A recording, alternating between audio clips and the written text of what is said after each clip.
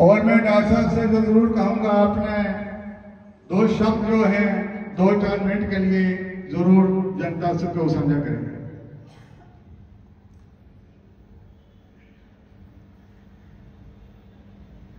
वासुदेवं सुतं देवं कंसचारुर्मर्दनं देवकी परमानंदं कृष्ण वंदे जगद्गुरुं कृष्ण वंदे जगद्गुरुं रत्नाकरा धौतपदां हिमालय किरीटिनीं ब्रह्मराज ऋषि रत्नाढ्यं वंदे भारत मातरं वंदे संस्कृत मातरम्। आदरणीय मंच उपस्थित श्री श्री 1 सहस्र इंद्रजीत जी महाराज महोदय, मातुतुल्य श्री मातुजी देव्य, कथाभ्यास व्यास मंच उपस्थित श्री व्यासदेव जी महाराज एवं अस्माकं मम अग्रे सर्वे उपस्थित बंधु बांधव जनः बांधवः मम पक्षतः सर्वेषां कृते प्रणमामि। आज पुनः से एक बार सुंदरवानी की इस पावन धरा पर आने का सुअवसर प्राप्त हुआ, क्योंकि मेरी जो अध्ययन भूमि है, पिछले 12 से 13 साल मैंने संस्कृत की सेवा और संस्कृत के अध्ययन के लिए सुंदरवानी भूमि ही मेरी अध्ययन भूमि रही है। मैं दिल की हृदय की गहराइयों से इन संस्था श्री महंत जी महाराज एवं डॉक्टर नरेश जी का हृदय की गहराइयों से धन्यवाद ज्ञापन करता हूं, जिन्होंने मुझे आज ये अवसर प्रदान किया। यहां पर श्रीमद् भागवत कथा जी का जो कथा अमृत बरस रहा है, आप सभी उसका आनंद ले रहे हैं। बड़े ही भाग्य से ये अवसर प्राप्त होता है, क्योंकि आपके समक्ष तो स्थान इधर भी है, पीछे भी है, परंतु यहां भी आ सकते हैं, वहां भी जन आ सकते हैं, लेकिन वो नहीं है। आप जहां पर विराजमान हैं, कहीं ना कहीं हमारे पूर्व जनों के भाग्य उदय हैं, जिसके कारण हम इस कथा अमृत का ये पान यहां पर कर रहे हैं। पहले तो ईश्वर का परम धन्यवाद, जिन्होंने हमें ये मनुष्य तन दिया है। उसके बाद मनुष्य तन मिलने के बाद हमारा जन्म भारत जैसी पुण्य भूमि पर हुआ है। पुण्य भूमि कहें तो ऐसी भूमि जहां पर राम कृष्ण जी ने जन्म लिया है, भगवान के सभी अवतारों ने जन्म लिया है।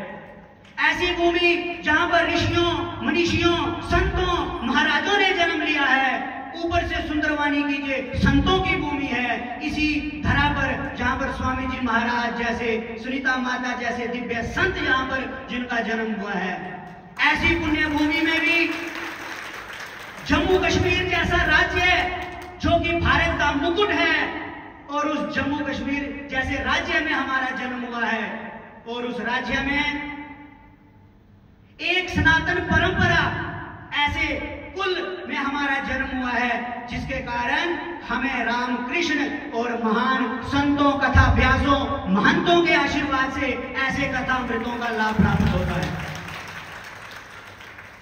मैं कहना चाहता हूं कि हमारी जो संस्कृति है ये इतनी वैज्ञानिक है, इतनी श्रेष्ठ है, इसका मुकाबला ना आज तक हुआ है, ना हो सकता है और ना आगे होगा। हमारी इतनी श्रेष्ठ संस्कृति है। हमारी संस्कृति को आज हम सबका दायित्व है, हमें अपनी संस्कृति को बचाना है। आज ये कहने का दिन है, ये कहना उचित होगा कि हमें अपनी संस्कृति को बचाने के लिए और कोई नहीं, हम सबको मिलकर आगे आना होगा, क्योंकि हमारा जो भविष्य है वो हमारे आज के बच्चे हैं। आज का हमारा युवान, आज के हमारे बच्चे 3 प्रकार की स्क्रीन से चिपके रहते हैं, मोबाइल स्क्रीन, लैपटॉप स्क्रीन या टीवी स्क्रीन। हमारी संस्कृति क्या है? हमारी संस्कृति हमारे पूर्वजों ने हमें सिखाया है कि सुबह उठते ही प्राग्रे वस्ते लक्ष्मी, करमध्य सरस्वती, करमूले स्थितो ब्रह्मा, प्रभाते कर दर्शनम, सुबह उठते ही अपने हाथों में देवताओं के दर्शन करें। लेकिन आज क्या हो रहा है, कराग्रे मध्य मोबाइल फोन, सुबह उठते ही हम मोबाइल फोन का दर्शन करते हैं। ठीक है, जरूरी है, लेकिन कराग्रे वस्ते लक्ष्मी, अपने बच्चों को ये कौन सिखाएगा? ये भी हमारा दायित्व है, ये हमें सिखाना है, कराग्रे वस्ते लक्ष्मी। फिर उसके बाद जैसे ही भूमि पर पांव रखा, कहा है पृथ्वी माता मैं आपके ऊपर पांव रखने वाला हूं, समुद्र वसने देवी पर्वत स्तर मंडिते विष्णु पत्री नमस्तुभ्यम पाद स्पर्श तुभ्यम, मैं आपके ऊपर पांव रखने वाला हूं, आपको नमस्कार करता हूं। फिर कहा स्नान के लिए गए, वहां पर कहा पहले नदियों तीर्थों में स्नान होते थे, आजकल बाथरूम में स्नान होता है। फिर भी हमारी ऋषि परंपरा, वैज्ञानिकता देखिए उसमें आप, कहा गंगे च यमुना चैव गोदावरी सरस्वती, सारी नदियों का वहां पर आह्वान करके जल किया जाता है। कहां गंगा कहां यमुना, सब हमारे समक्ष आ गई। ये हमारी सनातन संस्कृति है। भोजन करने से पूर्व मंत्र का उच्चारण किया जाता था हमारी संस्कृति में, अन्नपूर्णे सदापूर्णे शंकर प्राण वल्लभे, कि हे अन्नपूर्णा माता, हे भोजन देवता, हम आपका पान करने जा रहे हैं, हमारे अंदर आप शक्ति और ऊर्जा प्रदान करें, आपके खाने से हमें कोई रोग ना लगे। ये हमारी संस्कृति है। कहां गई वो हमारी संस्कृति? आज कलयुग की अंधदौड़ में, भागम भाग की इस जिंदगी में हम अपनी संस्कृति से कहीं ना कहीं विमुख होते जा रहे हैं। हमारे पूर्वजों ने हमें जो संस्कृति धरोहर पेश की, ऐसा ना हो कि हम अपने बच्चों को कुछ ना भेंट कर पाए। और वो संस्कृति किससे है? हमारी संस्कृति हमारे संस्कृत से है। यदि हमें अपनी संस्कृति को बचाना है तो उसके लिए हमें अपनी संस्कृत का ज्ञान होना आवश्यक है, क्योंकि हमारी संस्कृत सिखाती है वसुदेव कुटुंबकम, हम पूरे वसुदेव, पूरे संसार, पूरे विश्व को परिवार मानते हैं। बाकी संसार पूरे विश्व को व्यापार मानता है, परंतु भारत की संस्कृति है जो पूरे विश्व को परिवार मानता है। ये हमारी संस्कृति है। फिर कहा सर्वे भवन्तु सुखिना सर्वे सन्तु निरामया। भारतीय संस्कृति सर्व की बात करती है, सर्व की बात नहीं करती, अपनी अपनी बात नहीं करती है, हमारी संस्कृति है। तो ये सब कौन हमें सिखाता है? जो हमें संस्कृत सिखाती है। तो इसलिए मैं आपसे ये कहना चाहता हूं, अभी डॉक्टर साहब ने बताया कि मेरे पास दायित्व है, एक तो बड़ा गवर्नमेंट की तरफ से दायित्व है गवर्नमेंट डिग्री कॉलेज में पढ़ाना, वो तो हम धन के लिए पढ़ाते हैं, कोई संकोच नहीं है इस बात में बोलने के लिए। लेकिन उसके अलावा हम समाज से बहुत कुछ लेते हैं, हमें समाज को कुछ देना भी है। उसके लिए संस्कृत भारतीय विश्व स्तरीय एक संस्था है जो समाज में जन जन में जाकर संस्कृत के प्रचार प्रसार, बच्चों को, छोटे बच्चे से लेकर बुजुर्ग तक 20 दिनों में संस्कृत बोलना सिखाती है। संस्कृत बोलना हमारे पुराणों में, हमारे वेदों में संस्कृत है, परंतु हमें नहीं आती है। हमारे मुख में संस्कृत कैसे आएगी? तो वो संस्कृत संस्था हमारे जम्मू कश्मीर का मैं एक छोटा सा कार्य करता हूं। मैं आप सबके बीच में ये भी कहना चाहता हूं, यदि आपके बच्चे कहीं भी कोई 15 से 20 जन इकट्ठे होकर संस्कृत संभाषण शिविर, जिसे संस्कृत स्पीकिंग कोर्स कहते हैं, क्योंकि हमें धर्म क्षेत्रे कुरुक्षेत्रे समवेतायुत्सव तो आता है। धर्म क्षेत्र पता है क्या है, धर्म का क्षेत्र, कुरुक्षेत्र पता है क्या है, जहां कौरवों पांडवों का युद्ध हुआ था, लेकिन समवेतायुत्सव का अर्थ नहीं आता। इसलिए गीता मंदिर में पड़ी हुई है, केवल धूप और बत्तियां चल रही है, हमें उसका ज्ञान नहीं है। वो किससे आएगा? हमारे पुराण 18 पुराण हैं, हमारे वेद हैं, उपनिषद हैं, 6 शास्त्र हैं, उसका ज्ञान हमें कहां से आएगा? उसके लिए हमें संस्कृत का ज्ञान करना पड़ेगा। उसके लिए संस्कृत भारती निःशुल्क, बिना किसी शुल्क से बच्चे से लेकर बुजुर्ग तक संस्कृत सीखना, बोलना सिखाती है।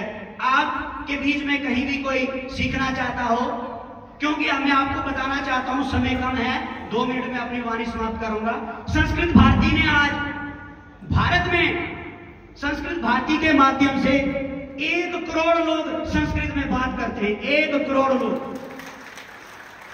भारत के 7 गांव ऐसे हैं जिनमें संस्कृत में बातचीत होती है।